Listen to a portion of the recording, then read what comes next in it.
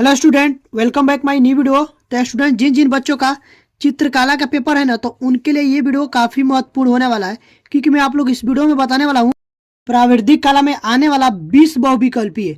अगर आप लोग इस 20 बहुविकल्पीय को करके जाते हो तो आप लोग यहाँ से 20 में 20 सही करके आओगे। तो वीडियो में बने रहे और वीडियो को अंत तक देखें। अगर आप लोग भी चाहते हो ना कि आप लोग का 20 में 20 सही होके, तो आप लोग इस वीडियो का स्टार्टिंग से लेकर के अंत तक देखिए। आप लोग को यहाँ से 20 नंबर बहुविकल्पीय जो होंगे वो कंफर्म हो जाएंगे। तो वीडियो में बना रहे और वीडियो को अंत तक देखें। चलिए बिना कोई देर के वीडियो को स्टार्ट करते हैं।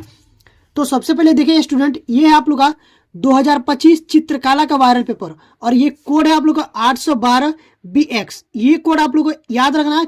ये कोड आप लोग को पेपर में कल फंसने वाला है, तो इस कोड को आप लोग अच्छे से देख करके जाइएगा, ठीक है ना। उसके बाद देखिए इसका जो निर्देश दिया होता है उसको मैं पिछले वीडियो में बताया हूँ। आप लोग उसको नहीं देखें तो जा करके देख लीजिएगा, इसको पूरा आप लोग को समझ में आ जाएगा। क्योंकि मैं आप लोग को इस वीडियो में नहीं बता रहा हूँ कि आप लोग को ज़्यादा समय नहीं है, और मैं ज़्यादा आप लोग को समय लेना भी नहीं चाहता हूँ। तो चलिए डायरेक्ट में आप लोगों को प्रश्न पर चलते हैं। चलिए स्टूडेंट, चलते हैं हम लोग प्रश्न पर अपने। तो यहाँ से देखिए आप लोग एक तो आएगा आलेखन कला, और दूसरा अथवा करके आएगा आप लोगों को प्राविधिक कला।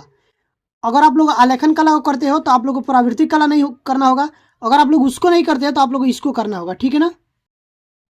और ये भी आप लोग कितने नंबर में आएंगे? 20 नंबर में आएंगे, ठीक है ना। तो देखिए यहाँ पर दिया कि यहाँ पर देखिए पहला में दिया कि निम्नलिखित प्रत्येक बहुविकल्पीय के 4 विकल्प में से एक सही उत्तर चुनिए। पहला आप लोग जो है वो दिया कि समबाहु त्रिभुज का प्रत्येक कोण कितने अंश का होता है। अब देखो 60 अंश, 45 अंश, 30 अंश और 90 अंश। देखो समबाहु त्रिभुज का जो प्रत्येक कोण होता है ना वो 60 अंश का होता है। तो ऑप्शन नंबर ए आप लोग को सही हो जाएगा।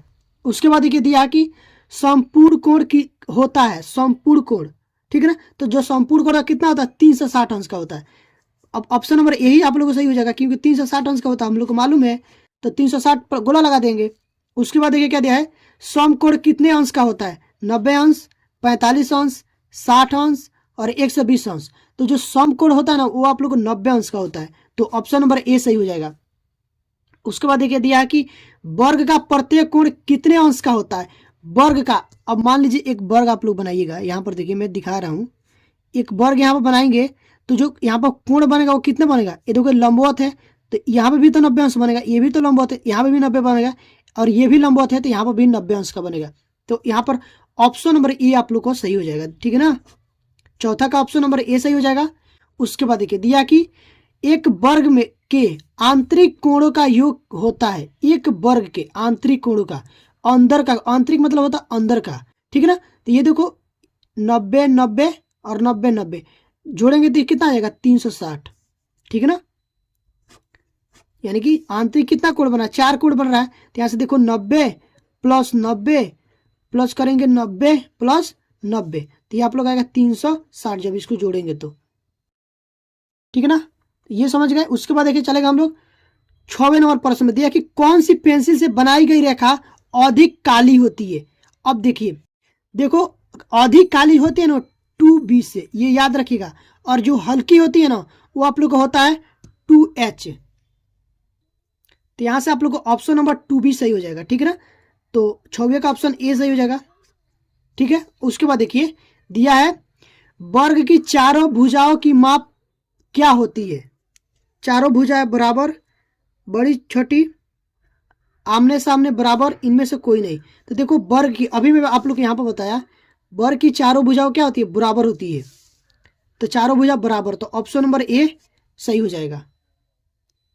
उसके बाद देखिए 8वां नंबर जो प्रश्न दिया है वो दिया कि मापनी में पहले बड़े मुख्य भाग लिखा जाता है। 0 1 6 कोई अंक, कोई भी अंक। देखो जब मापनी होगा तो उसको पहले 0 लिखा जाता है। आप लोग स्केल भी देखे होंगे तो वहां पर 0 से ही स्टार्ट होता है, देखे ना। तो यहाँ पर ऑप्शन नंबर ए सही हो जाएगा आप लोग को। उसके बाद देखिए 1 मीटर में कितने सेमी होते हैं? 1 मीटर में, अब बताओ 1 मीटर में कितने सेमी होते हैं? 100 सेमी। 1 मीटर में, यहाँ पर एम डाल देते हैं कि 1 मीटर में आप लोग को याद रखना 100 सेंटीमीटर होता है, ठीक है ना। तो ऑप्शन नंबर आप लोग को ये सही हो जाएगा, 100 सेमी। उसके बाद देखिए 10वें नंबर जो प्रश्न दिया कि वृत्त का आकार कैसा होता है? वृत्त का आकार कैसा होता है? गोलाकार होता है, तो ऑप्शन नंबर ए आप लोग को सही हो जाएगा। वृत्त का आकार कैसा है, गोला के आकार का होता है ना।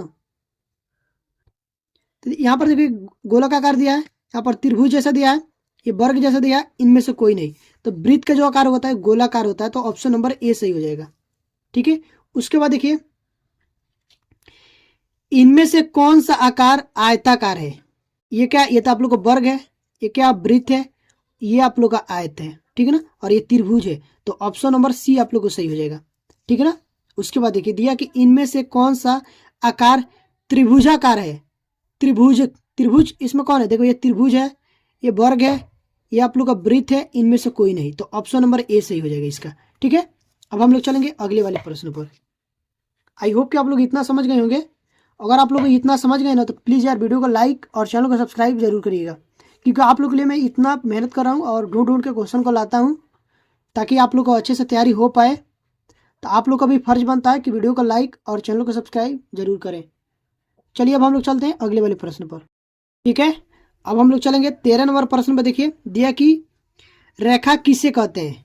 रेखा देखो किसे कहते हैं, दो बिंदुओं के बीच की दूरी को, सीधी रेखा, तीन बिंदुओं के बीच की दूरी, इनमें से कोई नहीं की। आप लोग को पता होगा कि जब एक रेखा दो बिंदुओं को मिलाकर की रेखा बनती है तो दो बिंदुओं के बीच की जो दूरी होता है उसको रेखा कहते हैं। रेखा किसे कहते हैं, दो बिंदुओं के बीच की दूरी को रेखा कहते हैं। तो ऑप्शन नंबर ए सही हो जाएगा। ठीक है ना। उसके बाद देखिए दिया कि निम्नलिखित में से कौन सा अधिक कोण है। अधिक कोण देखो क्या होता है, दिया कि 90 से बड़ा लेकिन 180 से कम। पहला दिया कि 60 से बड़ा 120 से कम, 360 से छोटा और 180 से अधिक। तो जो बड़ा कोण होता है ना, 90 से बड़ा और 180 से कम होता है। तो ऑप्शन नंबर ए आप लोग को सही हो जाएगा। ठीक है ना। उसके बाद दिया है कि उपरोक्त सभी, मतलब डी नंबर दिया है उपरोक्त सभी। उसके बाद देखिए 15 नंबर जो प्रश्न है वो दिया कि समबाहु त्रिभुज किसे कहते हैं। इसके तीनों भुजाओं के अंतःकोण बराबर होते हैं, इसके तीनों भुजाओं की छोटी बड़ी होती है, आमने सामने की भुजा बराबर होती है, इनमें से कोई नहीं। तो जो समबाहु त्रिभुज होता है ना उसका अंतःकोण बराबर होता है। तो इसमें ऑप्शन नंबर ए आप लोग को सही हो जाएगा। ठीक है, इनकी तीनों भुजाओं के अंतःकोण क्या होते हैं, बराबर होते हैं। तो ऑप्शन नंबर ए आप लोग को सही हो जाएगा।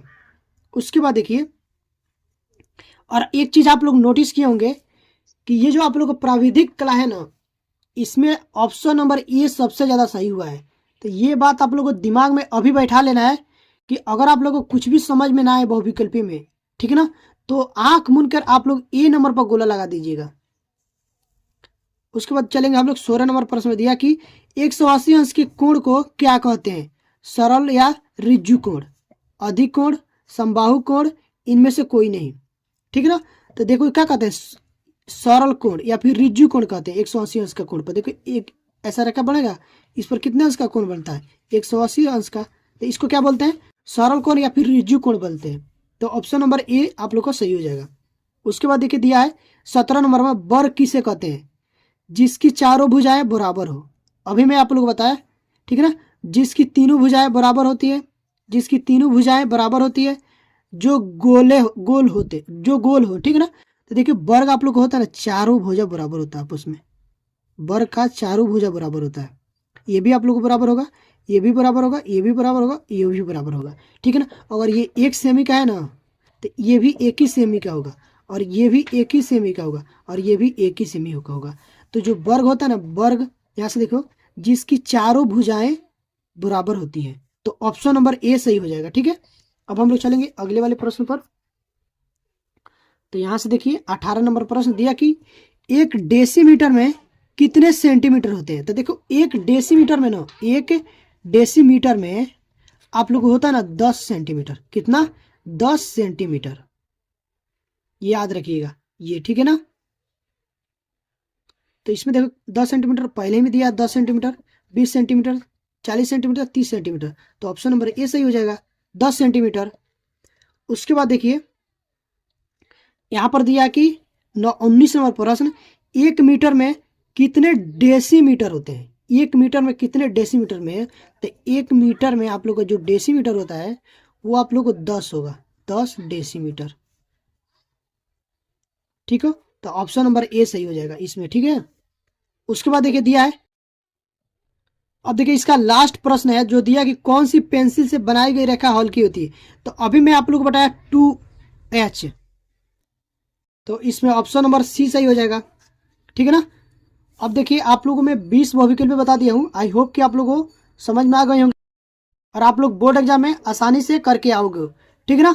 तो अगर आप लोग ये वीडियो अच्छी लगी हो तो प्लीज़ यार वीडियो को लाइक करके चैनल को सब्सक्राइब जरूर करिएगा और नोटिफिकेशन का घंटी को ऑन कर दीजिएगा ताकि जो भी वीडियो डालूँ उसका नोटिफिकेशन आप लोग के पास पहुँच पाए। ठीक है ना। तो अभी के लिए बस इतना ही, मिलते हैं इसी तरह की नेक्स्ट वीडियो में, तब तक के लिए थैंक यू फॉर वॉचिंग।